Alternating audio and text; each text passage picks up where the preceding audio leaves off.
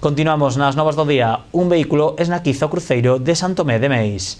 O Concello e a aseguradora do automóvil xa traballan para restaurar un dos elementos patrimoniais do municipio. O goberno local agarda que estea restaurado o vindeiro verán. Así desnaquizado quedou o cruceiro de Santo Tomé de Meis tras o impacto dun vehículo. O accidente tivo lugar o domingo a mañá, supostamente, por un destello que cegou ao condutor. O impacto foi de tal calibre que afectou a todo o cruceiro. Os operarios do Concello xa retiraron os anacos do elemento patrimonial. Parece ser que o destello do sol que fixo como un pouco perder a visión nun momento determinado, e a verdade é que colleu o cruceiro de pleno frontalmente, o vehículo lle saltaron os airbags, e como podedes ver o cruceiro quedou totalmente destrozado, é dicir, caeu casi todo o cruceiro e as poucas pedras que quedaron no chan quedaron cheas de aceite do vehículo, non? Que perdeu aceite, saltaron os airbags, levou un golpe moi forte tamén o coche, non? O Concello puxose en contacto coa aseguradora do vehículo para restaurar o cruceiro o antes posible. A ver, non é fácil porque non é como cando che rompe un muro dunha casa, aquí hai que darlle parte a patrimonio, tamén xa fixemos un oficio para informarlles, e o que sí que nos interesa a nos desde o Concello é que esa reparación ou restauración que se faga ben, non como outras que tivemos no Concello anteriormente que non gustaron e non gustan con toda razón, e que se faga canto antes posible, porque é certo que os veciños da parroquia, pois o cruceiro é emblemático e ademais cada vez que hai un evento, unha festa, pois se fai a procesión alrededor do cruceiro, non? Ademais da súa importancia patrimonial, pola súa localización, o cruceiro tamén ten unha importancia sentimental para os fregreses da parroquia. Se o Concello lle quitan un ben patrimonial, lle falta como unha pequena pata, non? Nos, como sabedes, levamos desde que comezou a pandemia facendo un inventario complementando o inventario que xa existía de bens que hai no Concello. Evidentemente este cruceiro xa estaba catalogado, pero sí que decidimos facelo por parroquias, por lugares, e calquer cruceiro é moi importante, pero o cruceiro que está pegado a unha igrexa é todavía máis importante. O Concello agarda que o cruceiro estea totalmente restaurado para o verán.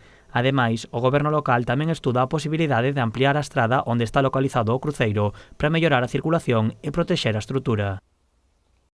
En Lousame, a directora xeral de Xuventude, Participación e Voluntariado, Cristina Pichel, participou nun encontro coas persoas que participan nos proxectos do voluntariado xuvenil e sénior que se están levando a cabo no municipio. Concretamente son os de Xuventude Activa e Voluntariado Sénior. No acto, animou a todos os mozos e maiores do rural a implicarse activamente na dinamización dos seus concellos. A directora xeral de Xuventude, Participación e Voluntariado, Cristina Pichel, asistiu en Lousame a un encontro coas persoas que participan nos proxectos do voluntariado xuvenil e sénior que organiza o Concello. Estivo acompañada da propia alcaldesa Teresa Villaverde e tamén de varios membros do seu equipo de goberno. No encontro, Cristina Pichel destacou a calidade dos proxectos, agradecendo aos voluntarios a axuda prestada e o seu traballo desinteresado. Tiña moitas ganas de coñecer os proxectos de Lousame un ano máis, que sempre son dunha calidade inmellorable.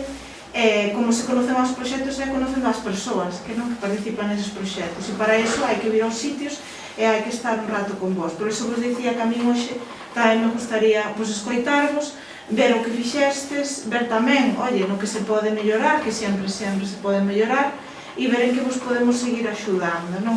Eu creo que é moi importante promover este tipo de iniciativas en concellos pequenos, en concellos rurais, en concellos como é o caso de Lousame, onde ao final vos, co vosso tempo, altruistamente, de unha maneira totalmente solidaria, estades axudando a vosa contorna. Eu creo que non hai nada máis gratificante que iso, non? Que ser nun sitio, implicarse co que fai falta nese concello e axudar os veciños e as veciñas que máis o necesitan. Un aspecto no que tamén incidiu a rexedora Teresa Villaverde, quen destacou a boa relación entre todos os participantes dos programas de voluntariado, en especial os do voluntariado sénior, no que a relación entre maiores e mozos é moi enriquecedora. Ademais destas dúas propostas, a directora xeral tivo tempo tamén de coñecer a experiencia de dúas mozas turcas participantes no programa de voluntariado europeo que se veu desenvolvendo nos últimos meses tamén neste concello e que xa está a piques de rematar.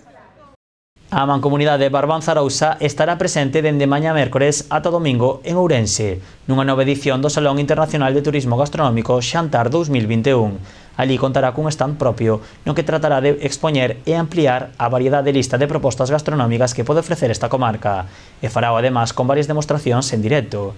Mañá unha organizada por unha degustación de pratos elaborados a base de conservas para posteriormente a 7:30 desenvolver un show cooking baixo o título Sabores de Orixe, Barbanza Arousa. En Pontevedra xa está en marcha o Festival Gastronómico Mestizaxes, unha cita que busca ser un escaparate das diferentes cociñas do mundo que se poden probar sen saír da cidade. A iniciativa rincou hoxe coa súa primeira parte, os encontros mestizos. A primeira sesión contou co intercambio de experiencias do chef do Irao da Leña, Estrela Michelin Iñaki Bretal, e Ian e Rafael, responsables do restaurante marroquí Duquela. Presumir de gastronomía propia e allea, pero sempre con base en Pontevedra. Isto é o que busca Mestizaxes, a nova proposta do programa municipal Pontevedra Capital Gastro. A visibilización da cocina internacional e a hostelería é moi variada na cidade.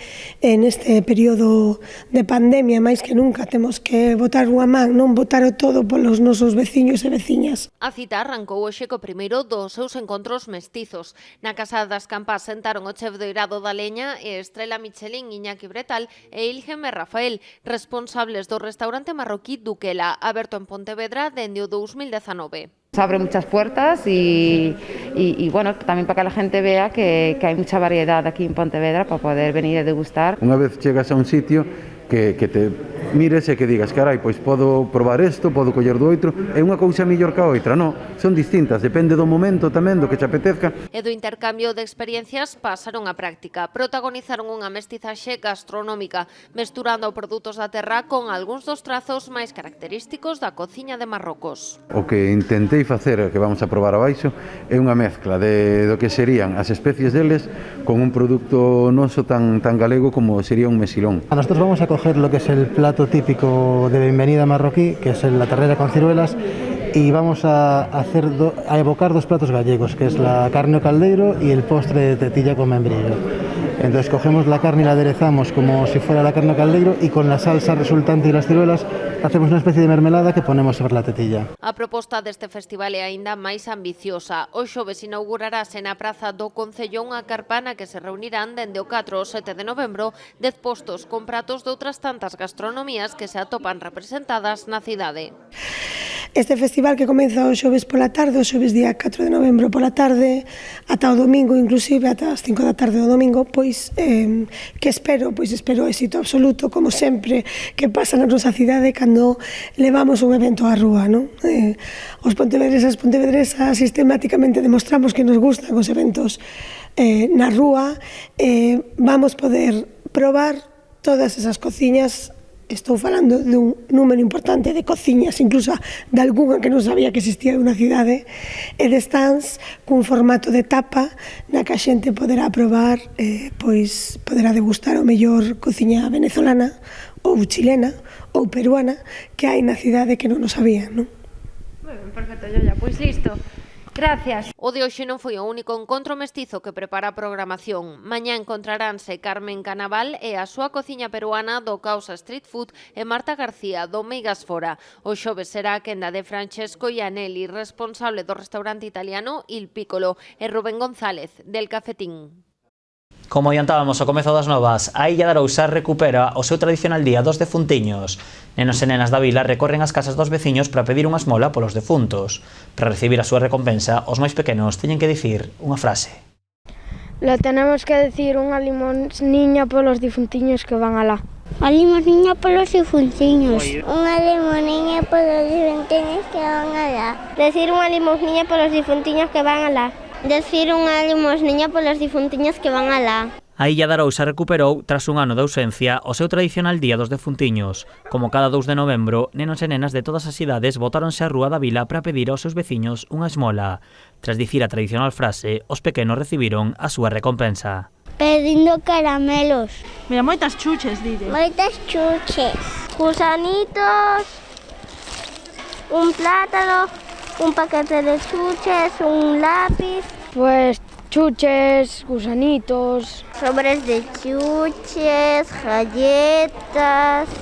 Os nenos e nenas recorren as rúas acompañados dos seus pais ou nais, veciños da illa que agora gozan do Día dos Defuntiños a través dos seus fillos.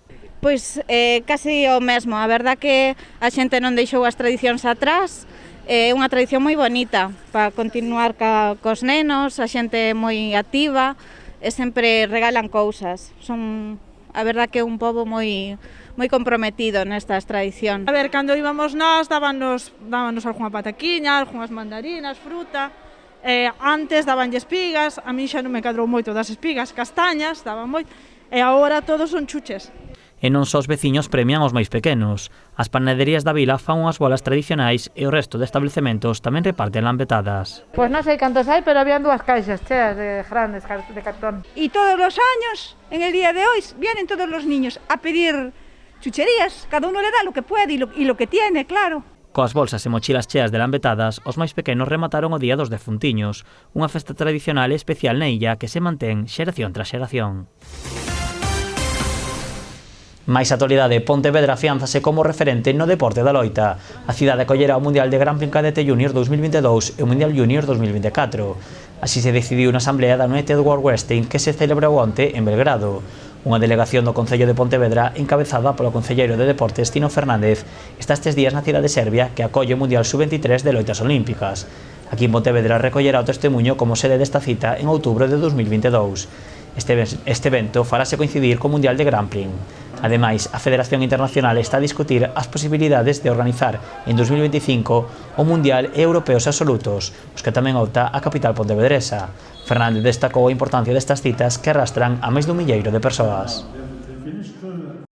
Éxito de convocatoria da primeira sesión de percuterapia en Pontevedra. A actividade incluída no programa municipal A Vida é Movernos celebrouse o pasado venres pola tarde na Casa Azul. Os obradoiros están a ser impartidos polo músico, terapeuta e percusionista Pedro Campos. Están orientados a que os participantes adquiren destrezas e competencias fundamentais para a vida cotiá en todos os seus ámbitos. A seguinte sesión da actividade de percuterapia celebrarase o día 5 de novembro a 6 da tarde. Será na Alameda se o tempo permite, senón volverá a trasladarse á Casa Azul. E ata aquí as novas do día deste martes 2 de novembro. A información continúa na nosa página web e nas nosas redes sociais de Twitter e Facebook. Volvemos mañá con máis novas. Boas noites.